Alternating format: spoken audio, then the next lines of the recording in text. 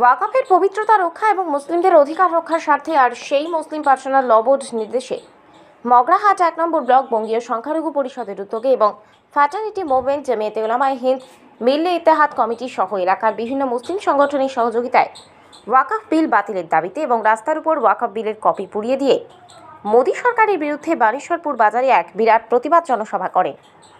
এখানে উপস্থিত ছিলেন মনোয়ার হোসেন মোল্লা, রাজ্য সভাপতি ফ্র্যাটার্নিটি মুভমেন্ট পশ্চিমবঙ্গ অধ্যাপক ডাক্তার জাহান আলী পুরকাইত, সাধারণ সম্পাদক বঙ্গীয় সংখ্যালঘু পরিষদ ফরিদুল হক সর্দার, ব্লক নাজিম জামায়াতে হিন্দ, মাস্টার মনিরুল হক, ব্লক সভাপতি জমিয়াতে উলামায়ে হিন্দ নূর নবী সর্দার, ব্লক সভাপতি welfare party of India, advocate Hafizur Rahman, Kolkata high court, বঙ্গীয় সংখ্যালঘু পরিষদের সহ সভাপতি AKM গোলাম মোর্তাজা ও সাবির আহমেদ, শিক্ষক আব্দুর রউফ, অধ্যাপিকা ডাক্তার সালেহা বেগম, মাওলানা সাইফুদ্দিন সাহেব, ব্লক সভাপতি ইমাম পরিষদ।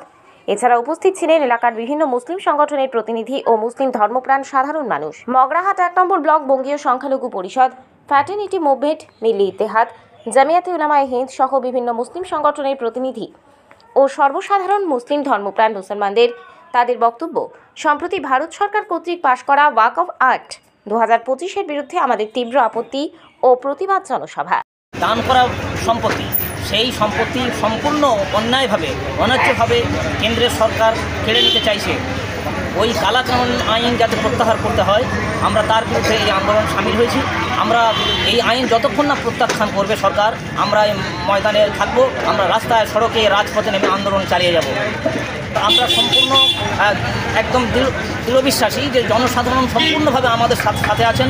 তারা আমাদের সাথে সম্পূর্ণ কাঁধে কাঁধ মিলিয়ে, তারা আমাদের কণ্ঠে কণ্ঠ মিলিয়ে আমাদেরকে সাথ দিয়েছেন এবং আমাদেরকে সাপোর্ট করছেন। তারা আমাদের সাহস দিচ্ছেন যে আপনারা মাঠে নামুন, ময়দানে থাকুন, আমরা আপনাদের সাথে আছি। যতক্ষণ না এই আইন প্রত্যাহার হবে, আমরা আপনাদের সাথে আছি। অগণতান্ত্রিক ওয়াকফ আইনকে বাতিল করার দাবিতে আজকের এখানে হাজার হাজার মানুষের এই সমাবেশ। আমরা প্রতিবাদ জানিয়েছি।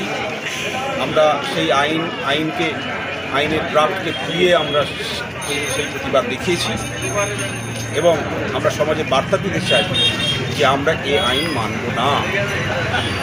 আমরা জনসাধারণকে আমরা বলতে চেয়েছি যে আগামী যে ব্রিগেড সমাবেশ, মুসলিম পার্সোনাল ল বোর্ডের ইতিহাসে প্রথম ব্রিগেড সমাবেশ, এই সমাবেশে আমাদের উপযুক্ত হারে উপস্থিতি সরকারকে জানিয়ে দিতে হবে যে আমরা ওয়াকফ বিল মানব না।